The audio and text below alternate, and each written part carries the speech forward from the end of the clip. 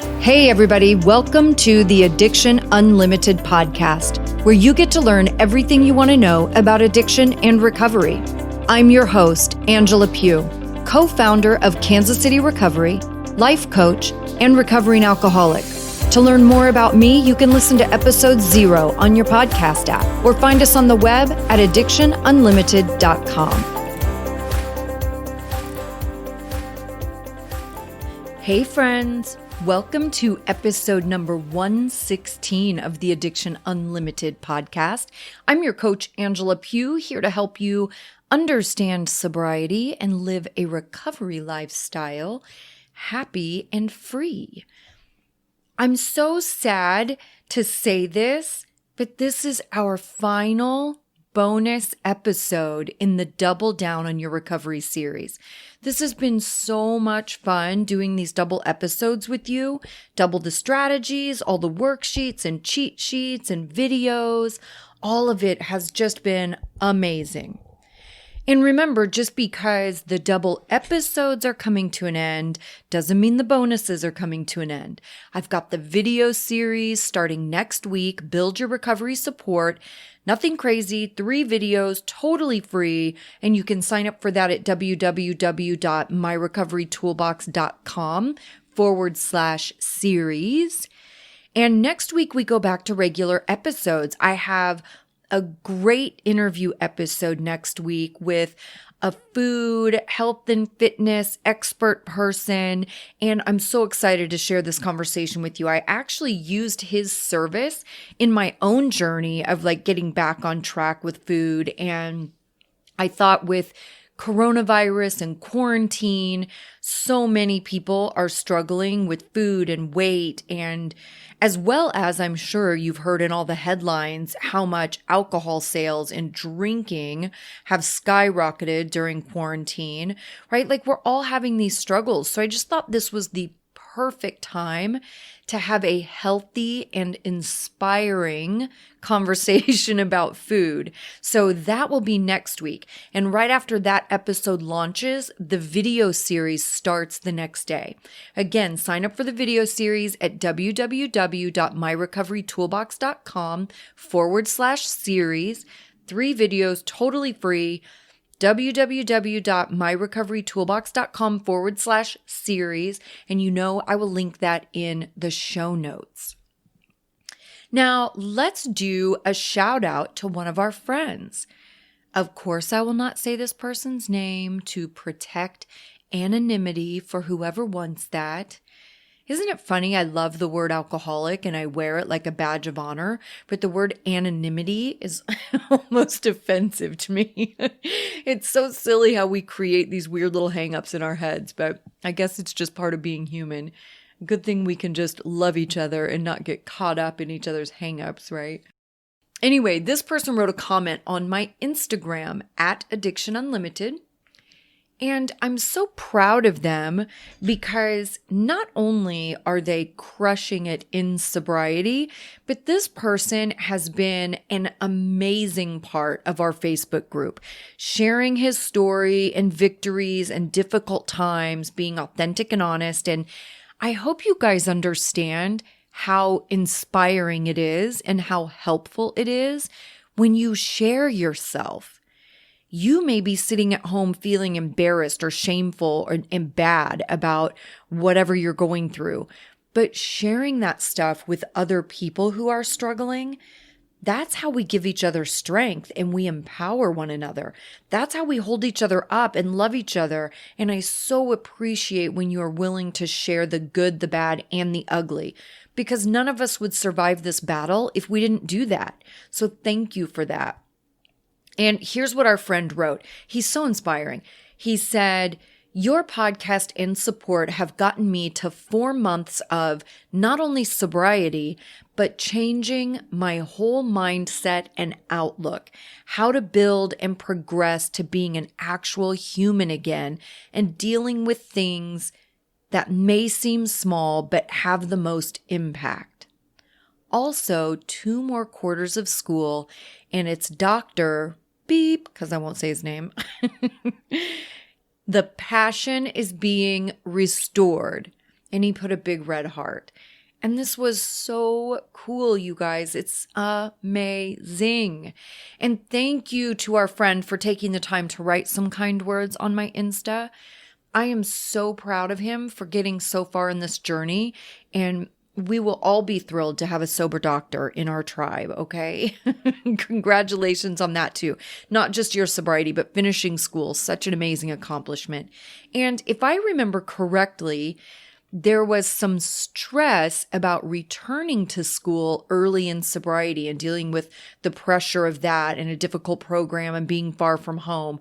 And this is a true testament to taking things one step at a time, one day at a time, putting one foot in front of the other and just making the magic happen. So proud of you, my friend. Okay, are you ready to get into today's episode? It's going to be a good one. 15 Paths to Happy. In honor of transparency, I found this document or blog, or I don't even remember what it was, to be honest with you, but I found it years ago and I always saved it on my computer. I printed it out so I could look at it from time to time. It just always stuck with me. So of course I want to share it with you. And I'm going to keep these short and sweet for you, okay? You ready to jump in? 15 Paths to Happy. Here we go. Number 1, forget the past. One of the keys to happiness is a bad memory. That's a quote by Rita Mae Brown. You won't be happy if you carry the burden of the past. Did you make mistakes? Did you have terrible experiences? Whatever the memories are, let them go. There's nothing you can do about the past. So you'd better let it go and focus your energy on the present. I can't go back in time. I cannot change the things I've said and done. I can't take away the pain I caused, my family, with my illness for sure. What I can do is move forward. I can be better now. I can be dependable and I can be present. I'm not embarrassed by my past. I'm glad it happened exactly the way it did. But most importantly, I'm glad it's over. I'm grateful that I have been taught how to navigate through the pain I caused myself and others, and that I've been taught to leave the past in the past. It's over. Leave it behind. Number 2, take responsibility for your life. The secret of happiness is freedom, and the secret of freedom is courage. And that is Thucydides.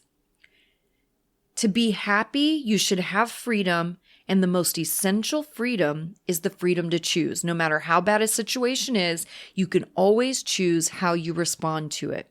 People can annoy you, but it's up to you whether or not you will be resentful about it. Freedom requires the courage to take responsibility for your life. Don't blame someone else when something goes wrong. 3, build relationships. Life's truest happiness is found in friendships we make along the way. Only through relationships can we love and be loved. Make relationships a top priority, and you will be well on your way to true happiness.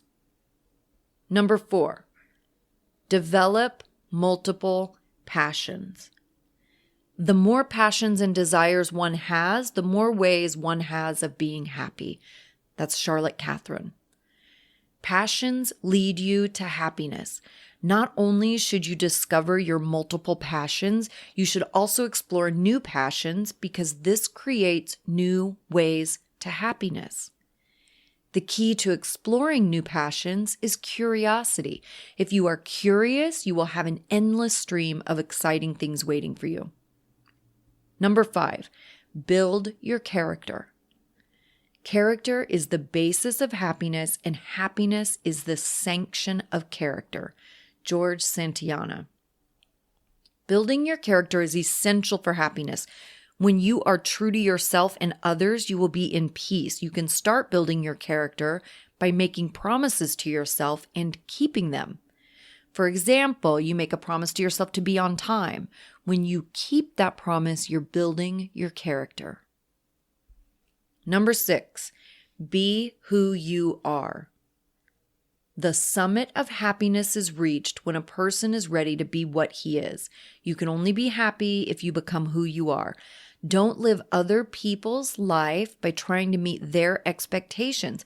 People may expect you to have a certain job or a certain way of living, but don't be intimidated by them. Find who you are and be yourself. 7, live your life purpose. To have a fulfilling life, you should find your life purpose and follow it faithfully. Find what matters to you and build the courage to follow it. 8, count your blessings. Happiness will never come to those who fail to appreciate what they already have. Being happy is easy if we're grateful. Unfortunately, seeing what we don't have is often easier than seeing what we do. Sometimes we need to experience loss before appreciating what we have. So don't take things for granted. Look at what you have, and you will have plenty of reasons to be happy. 9, have a positive mind. It is not the place nor the condition, but the mind alone that can make anyone happy or miserable. And that's Roger Lestrange. Happy people know how to control their mind. They don't let negative thoughts come in. While a situation may seem bad to others, happy people look at them in a positive way. They always believe that no matter how bad a situation seems, there is always something positive to take from it. Your mind can make or break you, so guard it well. Oh, you guys know I love that one. It's all about mindset. We've got to get our mind right, get our thoughts right. Number 10, start with what you have. The foolish man seeks happiness in the distance. The wise grow it under his feet. That's James Oppenheim. Happy people don't need something they don't have to be happy. They don't need a certain job or a certain level of income or to live in a certain place. Instead, they learn to be happy with what they already have. They have learned the art of contentment. Be content with what you have and you'll be happy. 11, change. They must often change who would be constant in happiness or wisdom. That's Confucius. Being happy requires you to constantly grow. In fact, the process of learning itself is essential for happiness. Have you ever felt the excitement of being lit up by something? Have you ever felt the excitement of achieving a new level in life? Change is exciting and stimulating. And we have to roll with it, you guys, because change is going to happen all the time, right? I can't fight it tooth and nail and be pissed off about it every time something changes. It's going to change. You want it to change. I mean, I don't want to be the same person I was when I was 8 or 15 or 25, right? Like, we have to change, like embrace it, enjoy it. It's stimulating. Number 12, use your talents. True happiness involves the full use of one's power and talents. That's Douglas Pagels. There are 2 lessons to take from this quote. First, you should find your talents, and second, you should use them to their fullest. Do what you are good at. We all have things that light up our little souls, things we could spend hours doing and never get too bored with it. Find that thing and do it. For me, it's recovery and personal development. That's why my whole life revolves around that. It is so important to do what you enjoy and what you're good at, to feed your soul and feed your brain that sense of joy and accomplishment and being good at something. 13, beware of small things. The happiness of most people we know is not ruined by great catastrophes or fatal errors, but by the repetition of slowly destructive little things. That's Ernest Dement. This is so true. It's not the big things that ruin your happiness. It's the small things, the micro decisions. Even small leaks will sink your ship. Beware the small things. Number 14, make others happy. Happiness is a perfume you cannot pour on others without getting a few drops on yourself. Ralph Waldo Emerson. I love that quote. This is my favorite. You know, of course, this is going to be my favorite. Make others happy because it's service. The way to true happiness is to make others happy first. The more you do for others, the more you help, the more you make them happy, the more happy you will be. You reap what you sow. That makes so much sense too. You reap what you sow. Last one, number 15, practice compassion. If you want others to be happy, practice compassion. If you want to be happy, practice compassion. That's the Dalai Lama. Compassion may be the highest level of selflessness we could have. And this quote aptly says, practicing compassion can make both others and you happy. Of course, it requires practice. Start with thinking about the people around you. Look at their needs and find ways to help them. Even if you don't start out feeling compassion, it will grow over time. There it is, you guys. 15 paths to happy. How about that? I love these short and sweet little reminders. They're great ways just to reframe your thinking and start to break down some of that selfishness and entitlement that we all have. I mean, we're just human. We all have those things. This is such a great reminder. And just for you, my loves, I made you a cheat sheet. You can get your copy of the 15 Paths to Happy at www.myrecoverytoolbox.com/116 because this is episode 116. www.myrecoverytoolbox.com/116, and I will link it in the show notes so you can click right from your favorite podcast app. www.myrecoverytoolbox.com/116. You guys, thank you for being on this journey with me. Double down on your recovery. We had 5 weeks of double episodes. I would love to hear your thoughts in the Facebook group. Did you enjoy the episodes? Did you get some good tips and strategies? What is working for you? Let me know. I'd love to talk more about it and learn what's working for you. And don't forget to get the next bonus. Build Your Recovery Support video series. It starts next week. Grab your spot. www.myrecoverytoolbox.com/series. It's 3 videos /series. And next week, I have that awesome conversation for you with Adam Gilbert from My Body Tutor. You'll get some cool strategies around food choices and making choices that make you happy. I hope you're having a fantastic day, and I'll see you next week. You've reached the end of another great episode of the Addiction Unlimited podcast. Candid and honest conversation about addiction and recovery. Be sure to visit us at addictionunlimited.com to join the conversation and access show notes and links to everything we talked about. Love this episode? Please take 30 seconds to subscribe, rate, and review on iTunes to help us improve and give you the information you want. Thanks for listening. See you next week.